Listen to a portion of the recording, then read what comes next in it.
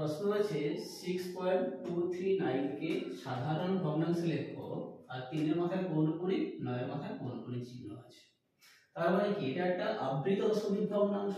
এই আবৃত দশমিক ভগ্নাংশকে যখন আমি সাধারণ ভগ্নাংশে পরিণত করব তখন কি করব, দশমিকের বাম সাইডে যতগুলো যা সংখ্যা থাকবে তাকে আমি পূর্ণ আকারে লিখব। তাহলে ইকুয়াল টু খালি 6 আছে সেজন্য 6 পূর্ণ করলাম। সাধারণ ভগ্নাংশে লিখতে গেলে আমার লব আর হর দরকার, সেই জন্য মাঝে রেখা টেনে দিলাম।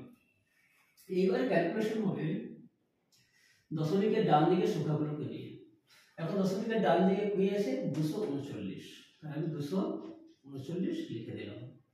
তারপর একটা মাইনাস সাইন, এই মাইনাস সাইন সবসময় ফিক্সড, এখানে কখনো প্লাস হবে না, গুণিতক হবে না, ভাজক হবে না, সবসময় মাইনাস সাইনই হবে। মাইনাস কে মাইনাস হবে যার মধ্যে পৌনঃপুনিক চিহ্ন নেই। এখানে কার মধ্যে পৌনঃপুনিক চিহ্ন নেই, 2 এর মধ্যে পৌনঃপুনিক চিহ্ন নেই, সেজন্য -2 লিখে দিলাম। এটা হয়ে গেল আমার লব।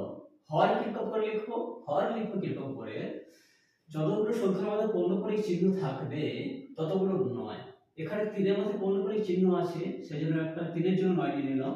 আবার 9 এর মধ্যেও পৌনঃপুনিক চিহ্ন আছে সেজন্য 9 এর জন্য আরেকটা 9 নিয়ে নিলাম। এবারে কার মধ্যে পৌনঃপুনিক চিহ্ন নেই বা কতগুলো সংখ্যার মধ্যে পৌনঃপুনিক চিহ্ন নেই আমাকে সেগুলো দেখতে হবে।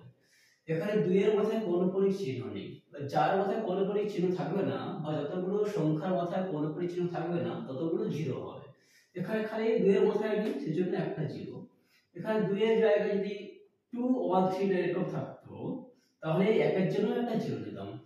এখন 1 নেই সেজন্য এই 0টা লিখব। এবার একে আমাদের সমাধান করতে হবে।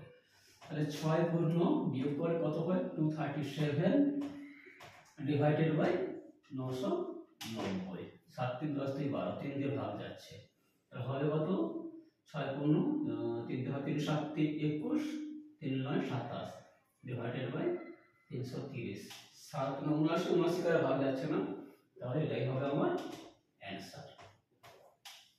ক্লিয়ার?